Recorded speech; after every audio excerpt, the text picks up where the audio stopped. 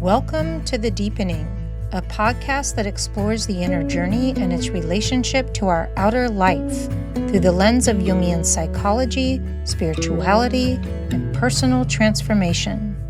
I'm your host, Suzanne Larue. Let's journey inward together.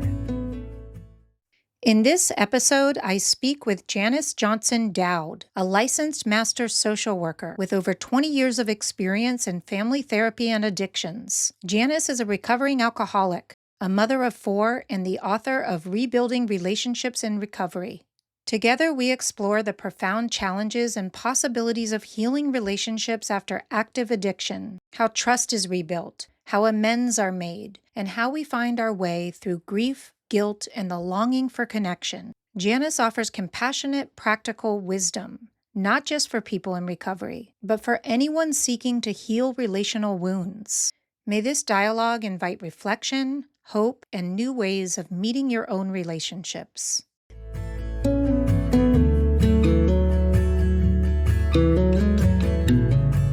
Hi, Janice. Thanks for being here.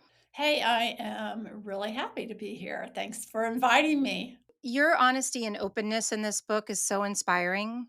You write about how during your active addiction, you destroyed your relationships with your children, and that in recovery, you've been able to fight your way back to healthy and happy bonds. Could you share what those first steps look like as you began repairing that relationship? Yes. And I have to say that early in recovery, I made a lot of mistakes too. I did almost as much damage in early recovery as I did in active addiction. And that's kind of my mission, to try and help other people in recovery not make the same mistakes that I did. But the first steps in repairing my relationships with them, one, for me, was just actively reaching out, being willing to be rejected by them. Because at first, in my old way of thinking, no risk is better than taking a risk and being rejected. Mm-hmm. So that's kind of what I was doing and not realizing that I was just perpetuating the distance and the avoidance. So first it took just making small steps and small efforts. From an internal aspect though, I had to go back and look at what was fueling those insecurities, the old childhood patterns,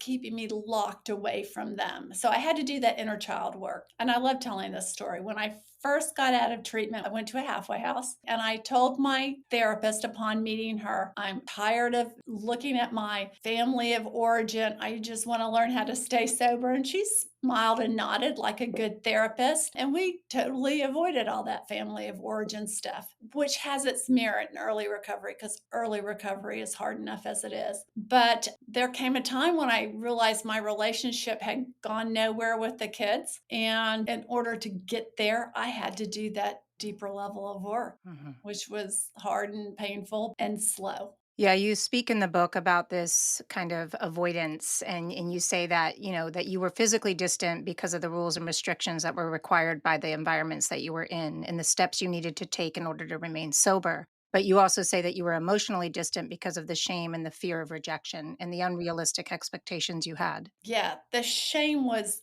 oh my goodness, the shame that I felt because I had become an alcoholic after making a choice early on in my life that I would never do that to my kids. I grew up in an alcoholic home. I was interested and attracted to social work as a helping profession. I started out my career in addictions, being on the side of, I understand what it's like to be the partner of someone with an addiction and the child of addiction. And I want to help other adolescents and families repair these wounds. This is how I started out. And I really didn't start drinking regularly until my 40s. Somewhere in my 40s, the drinking went from social drinking to full-blown alcoholism. And one of the things that kept me out of treatment was that guilt and shame. Mm-hmm. So ultimately, I ended up in treatment and slowly over time chipped away at that shame. Mm-hmm. But that shame lingered for a long time and it lingered into early recovery. And again, that also fueled that wall that I'd put up between me and my kids. I really, for the first 6 months of my sobriety, kept myself off from everyone but my recovery community, which Mm. is a huge mistake. I stayed sober, but I also continued to hurt my kids during that time period. And I focus a lot on my kids, but everything that I talk about is also applicable to marriages, to children who are trying to repair relationships with their parents, to parents who are trying to repair relationships with adult children. You acknowledge how deeply people in recovery long for love, support, and forgiveness, and how hard that actually is, and how much more damage can result when we try to force repair before people are ready. Do you think that's the biggest mistake people make coming out of recovery and trying to rebuild relationships? I think that's one of them, absolutely. And here's the problem. So anyone suffering with a substance use disorder, we typically want a quick fix Mhm. and need a lot of positive encouragement to keep us going. Our attention spans, partially because of the brain damage we've done, partially because that's the nature of the quick fix. We want what we want when we want it, and we want to fix it quickly. The problem with that is our family members, we have hurt them, we've wounded them, they don't trust us. It's going to take time. So when we push aggressively, they're just going to pull back. So that is a big mistake. We have to go in slow. You have to reduce your expectations, understand, empathize with their experience. I mean, there's a whole level of the process of rebuilding. Yeah, you also talk about how people need to really assess why they're doing it in the first place, because Mhm. oftentimes it's driven by a desire to not have to feel that shame we were just talking about. And if you can just get that repair fast enough, then you don't have to feel the pain. You can kind of put it in the past. And so sometimes it's really about fixing your own suffering than it is about making honest amends with the people in your life. Yeah, it really is. Again, you have to do the deeper work. What has fueled that shame? What were the messages? My messages as a kid were that I had to be perfect. You could always do the job better. You're never good enough. That women aren't as important or valued as men. So we have to support our partners in life above other things, put yourself second, people pleasing, all of that that fuels the shame when you go, wait a second, I want more for myself. Well, then you have that battle, that internal battle. Am I entitled to more? Should I ask for more? Is it fair that I ask for more? And part of that change is behavioral, and part of it is looking at where it came from. Yeah, there's a lot of pattern breaking involved in order Mhm. to really step into that new person who's able to ask for what they need and have these new kinds of relationships. Yeah, absolutely. You say that addiction happens in relationships and so does recovery. What does that mean? Well, both have strong impacts on relationships, right? So I firmly believe that you can, as long as there's no abuse, physical violence, emotional abuse, that it's worth making the effort to repair a relationship. The process is the same. Most of us don't become addicts or alcoholics overnight. The process of recovery for a relationship doesn't happen overnight, it builds slowly, which is nice because you can only absorb and learn so much.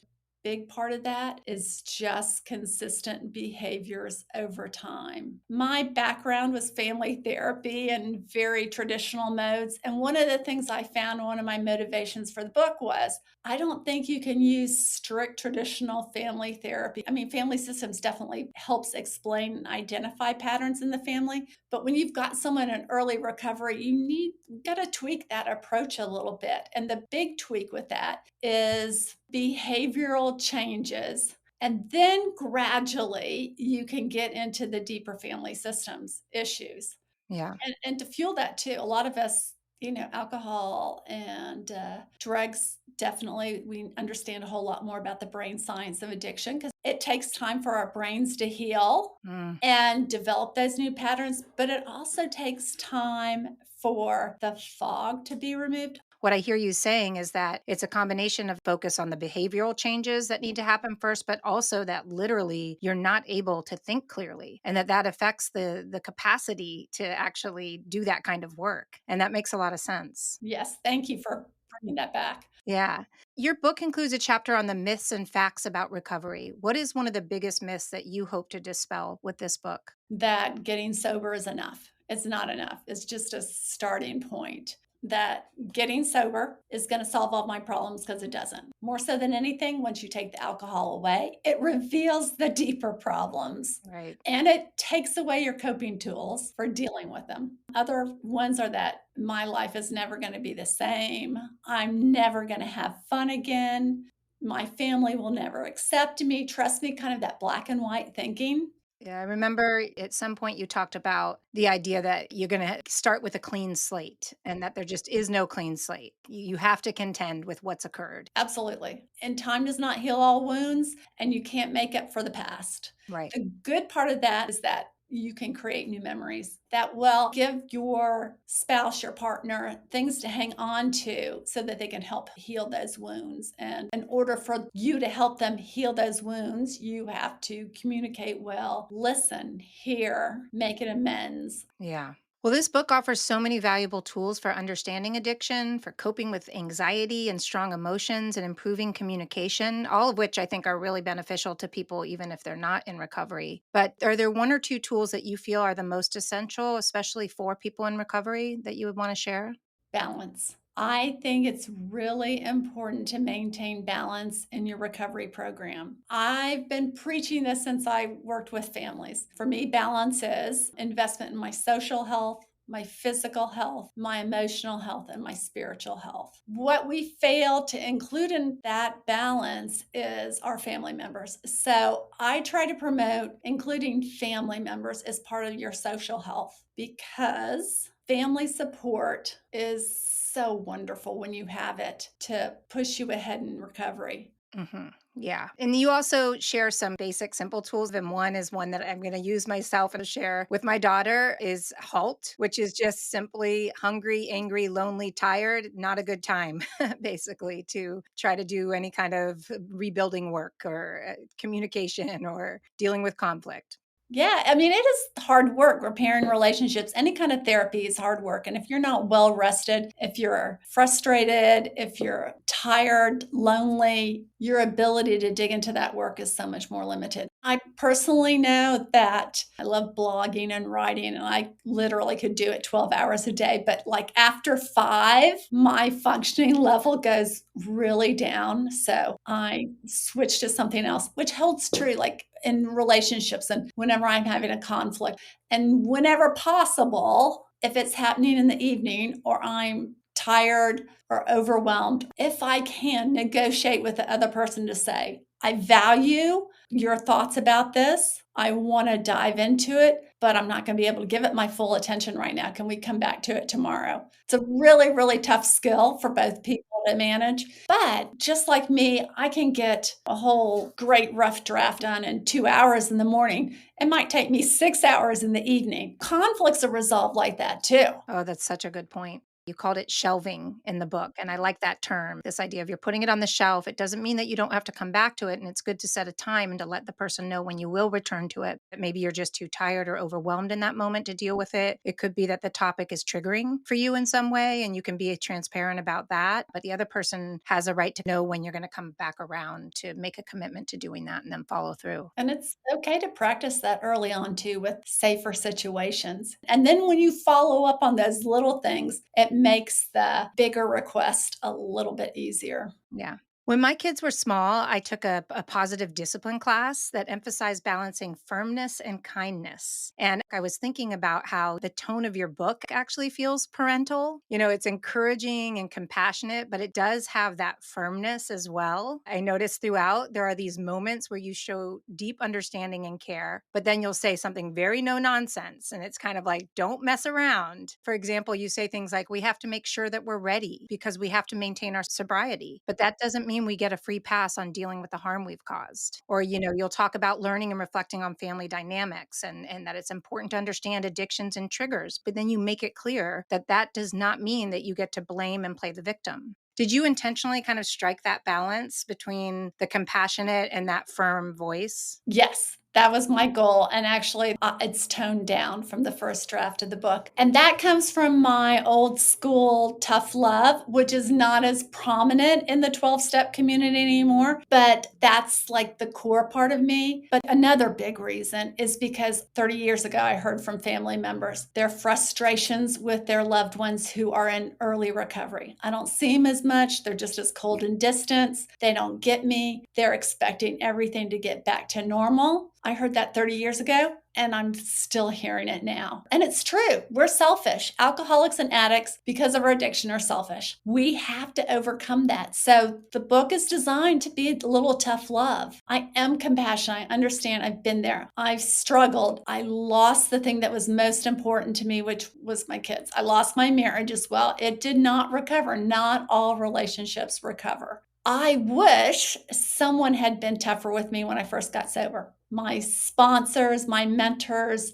early in recovery through the 12-step community did not have children. They didn't have the background to be like, have you called your kids today? Suck it up, go and do that. They let me skate. Mhm, And so mhm. I don't want to let people skate. Yeah, 2 things you say in the book. One of them is this reminder that you need to give your loved ones, whether it's your children, your partner, your friends, your family, the same grace that you're Mhm, expecting. Like you've done all of these things and you want to be forgiven, and yet you're not giving them the same grace for their needs and for the ways in which maybe they're not showing up perfectly. mhm. One of the mistakes, the common mistakes that you talk about in the book is the way that people will only go to people who will tell them what they want to hear. Yes. You can kind of surround yourself by people who are going to tell you it's okay and they're going to support you in that, Mhm. but that it's important to get a number of different kinds of voices and perspectives in order to really keep yourself honest. Yeah, I think that's huge. And we're required to have a sponsor if you're in treatment or in a sober living house. I picked women who scared me, who were tough and really pushed the program. And they helped create a great foundation. In fact, my main sponsor is still my sponsor today, 12 years.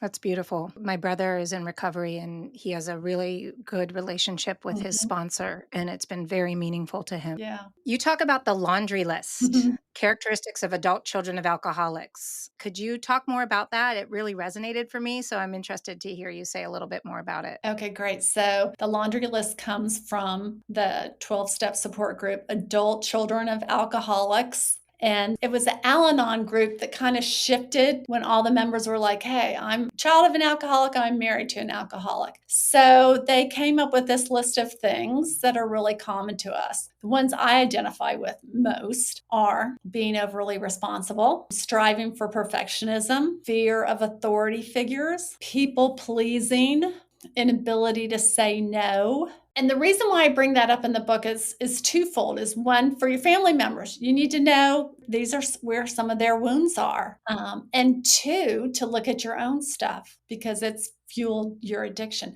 Out of curiosity, what were ones that you identified with? Yeah, well, the ones that you just listed, people pleasing, fear of authority, perfectionism. Mhm, And also, you wrote, as a recovering adult child of an alcoholic, I've spent my entire life trying to control my external world, trying to find comfort by managing the people, places, and things around me. mhm, I mean, I read that and I was like, yep, that is entirely me. And I'm just starting, really, in large part, thanks to this book, making the connection between that lifelong pattern and being a child of an alcoholic. I'm not an alcoholic, but my father was, and my mother was a child of mhm, alcoholics. My dad got sober when I was in fourth grade, kind of similar to you. My parents loved each other and they were very loving to us. On the outside, we seemed like a healthy, functional family. And that, kind of enabled us not to see or to suppress the ways that we weren't. mhm, But as I've gotten older, it's dawning on me how much I do exhibit these characteristics of adult children of alcoholics and how much my mom did. I've talked about this in other places, but she was filled with a lot of rage, mhm. especially when we were younger, and her tantrums could be really scary. And my brother and I have been doing a lot of reflecting on how that's impacted us. Yeah, I identify with that a lot. My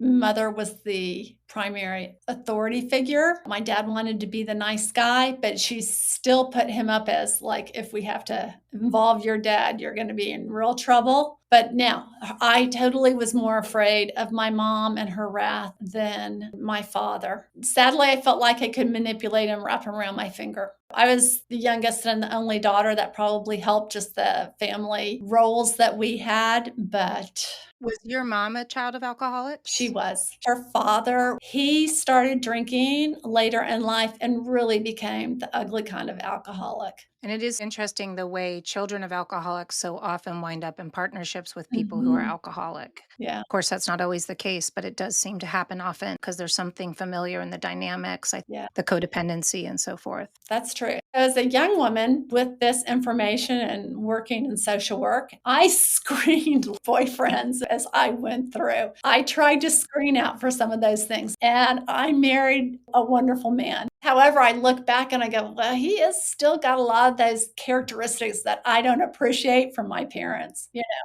Well, we oftentimes get into relationship with people who reflect our shadow back to us. Right.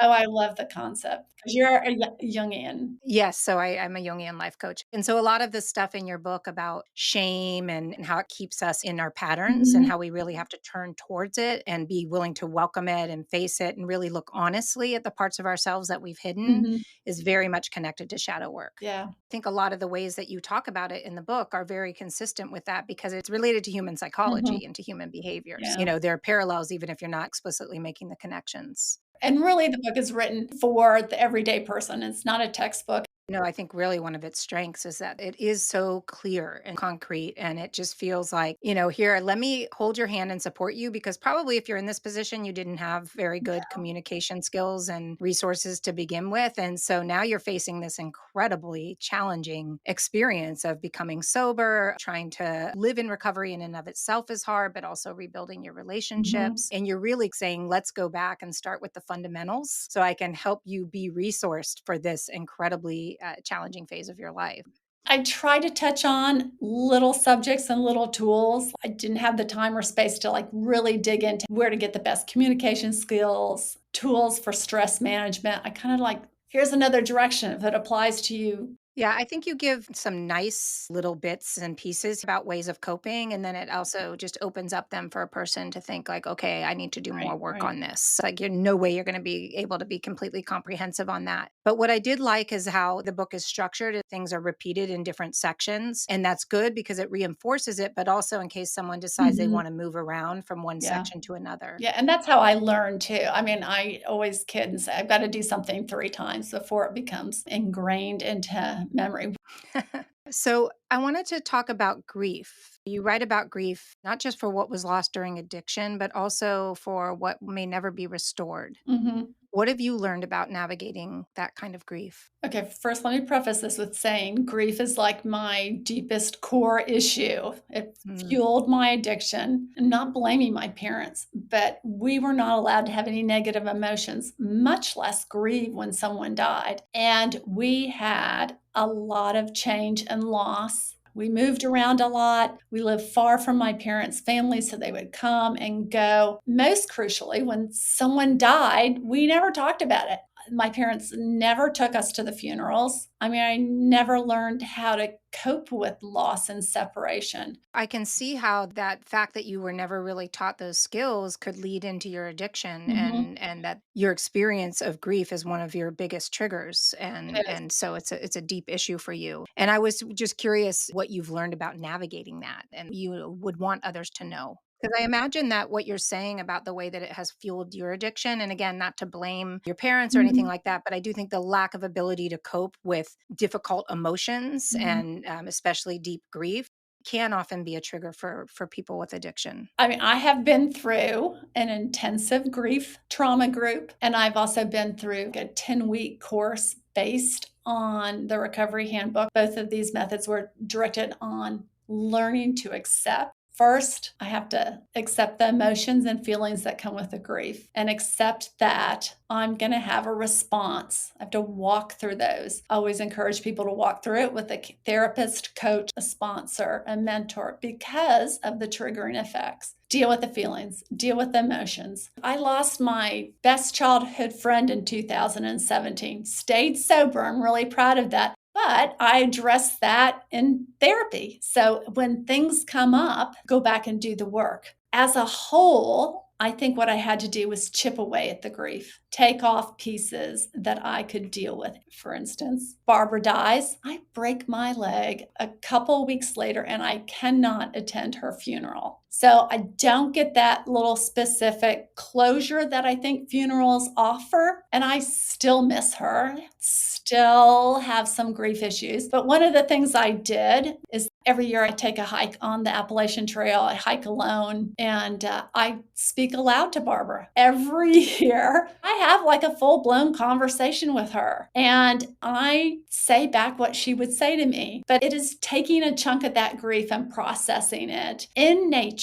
where it's safe. And I often cry and I feel like I can handle new losses much better. So my grief muscle is building. And you say in the book, when we don't give ourselves time to tend to our hurt, we might build walls to protect ourselves from pain, but that those walls keep us from being fully present elsewhere in our life. And so it's so important to address that grief because when we don't, it then cuts us off from our full experience in other ways as well. Yeah, absolutely. And you mentioned hiking, and I'm glad you did because I love your metaphor in the book for surrender. First of all, you kind of talk about reframing the concept of surrender. And one of the ways you do that is you talk about how in hiking that there's something called a tactical retreat. Can you talk about how that mindset supports emotional and relational health? Okay, so a tactical retreat is when you have a starting point and end point for the day. And one of the things I try to do for safety is camp at shelters or with other people because there's just safety in numbers. So you'll get there and you'll hear everyone else go, oh, I'm going to hike 18 miles tomorrow. And you think, well, I can do that. I'll just be really slow. So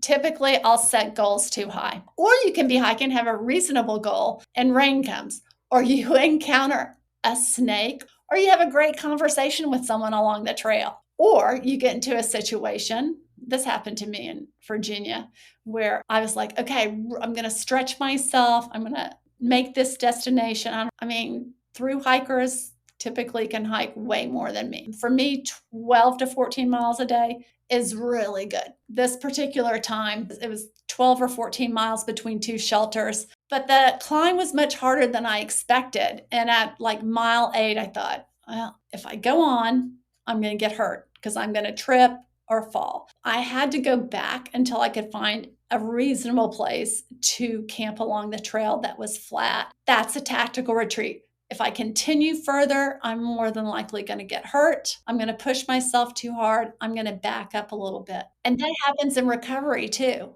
I love that as a metaphor for surrender. We may have a plan, an idea of what we want to accomplish, and that it's not a failure Mhm. to look at the situation and see how things might have changed and to make a wise decision about whether that goal is still reasonable for us or whether Mhm. there's some way in which we have to pull back. It's not a giving in or a failing, but it's a thoughtful assessment of the situation in the service of your health and wholeness. And this is really important in aspects where like people may have temporarily lost custody of their children, their marriage has failed. Another good example, my youngest child, who's happy to let me share this, we didn't have a relationship for the first 4 years of my sobriety. It was very, hello, what time will you be home? And it killed my heart. But in a sense, it was a tactical retreat.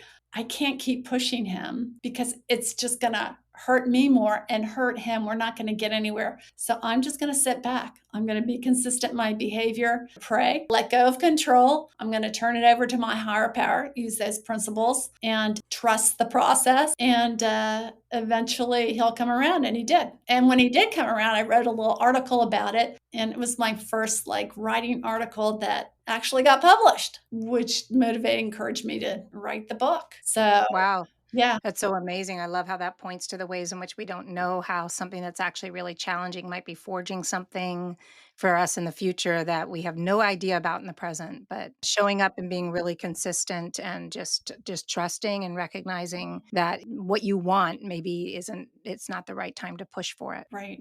And sometimes you have to grow and to the point where you can accept it. Another example. So writing a book, trying to find a publisher, an agent, all of that, get a lot of rejection. I don't think I Mhm. could have handled that in the first couple of years of my sobriety. Mm. At this point, I'm really comfortable with rejection from professionals when I get Yeah. turned down, if article gets turned down. So I've learned to accept rejection so much better. It's still harder when it's my Mhm. kids. If my kids go, things came up and we're not sure, we want you to come visit this weekend. Well, that Right. still stings a little bit, but not like it would have You talk about making amends in the book and how it isn't just about saying sorry, that it's about showing up differently over time. Mhm. And there's a beautiful concept in AA called a living amends. And I want to talk about that for a minute. And if you don't mind, I want to share a personal experience that came for me out of reading your book that's been really powerful. You talk about how important it is to avoid denial and minimization, and how instead of looking honestly at the damage we've done, we might compare it to others' behavior, downplay the pain that we've caused, or rationalize it to try to avoid guilt and shame. And you say that it's the recognition and admission of our actions that frees us from our shame. Mhm. And as we were talking about before, this connects directly to my shadow work.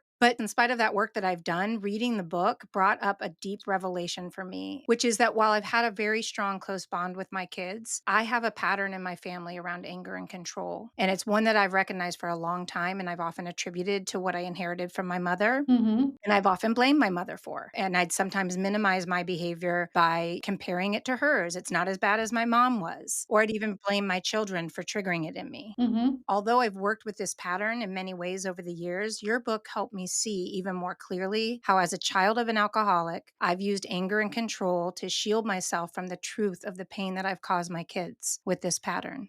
Parts of that shadow have been so avoided that they haven't been able to heal. Your writing really brought this into my awareness. And so I'm grateful for that. And I actually feel hopeful because I've decided that I want to make a living amends to my children. And it feels like a breakthrough moment where we can actually begin to free ourselves from this legacy. Yeah. So I wanted to share that with you and also express my gratitude. Well, that is profound. It gave me chill bumps, and I really, really appreciate that. And your kids are so blessed now that you've gained that awareness and you'll break that pattern. That's Yeah. the goal, is that we want to break the pattern. Yeah, and I'd love to hear your thoughts on how you encourage people to begin this kind of living amends. I know that in the book you said to take time with it and to really think about it. I've actually already spoken with my son about this. He's 20 and we have really open communication and so forth. But I'm waiting with my daughter. She's 16 and I want to really think about it, about how I approach it with her. But for people in recovery who are having these kinds of recognitions and want to make amends, what do you say to them? How do you encourage them to go about it? God, this is such a big topic because in recovery, as you gain more time, you'll gain more insight and there'll be more things you have to make amends for.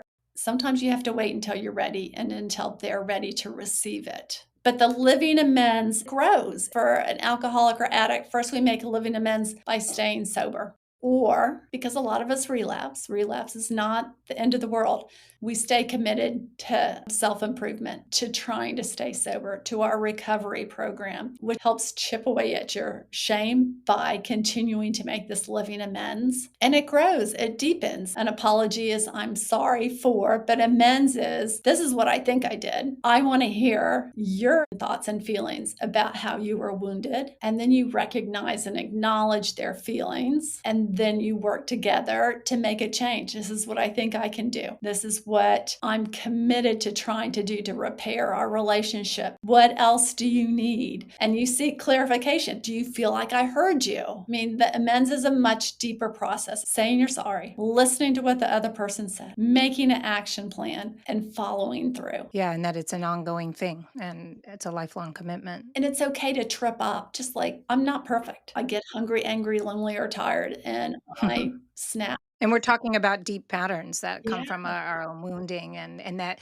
just as it's gonna be layered in the way that it plays out for them, Mhm. it's layered in the way it plays out for us. There might be new levels. You talk about that in the book a number of times about how with your kids, it's like you healed your relationships and connected and formed healthy bonds again, but that doesn't mean that sometimes some new layer of something from the past doesn't get triggered in a certain situation and doesn't then need to be addressed. Yes. Yes. One powerful step in the 12 steps is the taking a moral inventory, Yes. being searching and fearless in that inventory and admitting to God, to yourself, and to another person the exact nature of your wrongs. Mhm. And that feels really powerful. I haven't sat down and actually done that in a specific way, but I want to because I think that that would be very interesting and very Mhm. revealing because it seems like doing that is really what enables us to make an honest amends. Yeah, absolutely. And this is where the wisdom wisdom of the 12 steps falls into everyday life. We've talked earlier about how important it is to have that self-awareness, to understand our behaviors on why we do things. And that's what the Fearless and Moral Inventory is. It's looking at your core traits and understanding what you like, what you don't like about yourself, and where it comes from.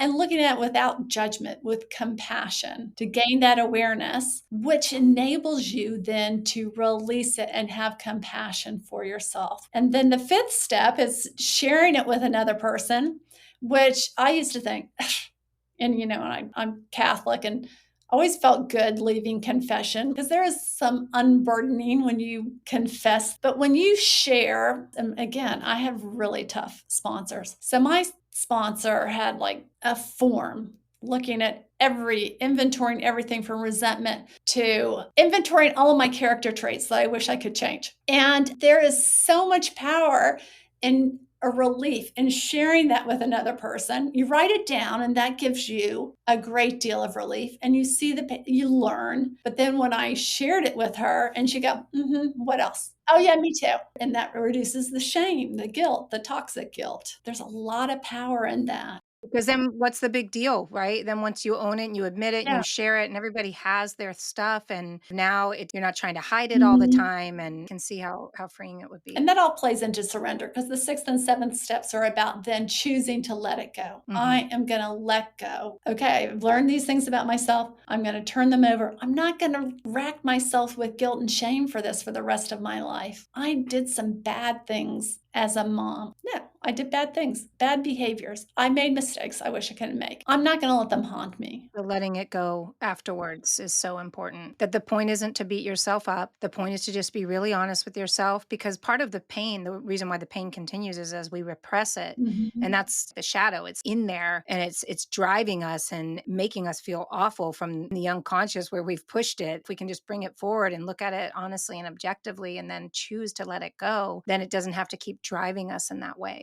Yeah. Well, for someone listening today who is at the beginning of this journey and maybe feeling overwhelmed, what is one small step that you would recommend other than, of course, reading your book? I would say give yourself credit for every little positive step you make in the right direction. Just listening to the duration of this podcast is helping you gain awareness and insight. Recognize each of those steps. Instead of looking at the whole mountain, chip it off a little bit at a time. Take a risk and reach out to a family member who's maybe a little bit distant. Slow and easy. Hey, I'm here if you want to talk. Short and sweet. I like that. Yeah, just take it nice and slow, one step at a time. Yeah. You write in the book, closure is not what they do. It's about what you do and how you feel. It's about coming to peace with your actions and knowing you've done your best at this particular moment. And you mentioned the serenity prayer earlier, and that it reminds us that we can't change others. We can only change ourselves. Yeah. That offers so much hope. And that's what I hope the book does too. I really want to offer hope, some guidance, a little tough love, like you said, but lots of hope. Well, I really love the spirit of tough love that runs through the book, and also just the really factual, clear, supportive steps that people can take and ways that they can cope. So I want to thank you so much for the gift of the book and for your presence here today. It's been such a meaningful conversation, and I've really enjoyed talking with you. I've really enjoyed this too.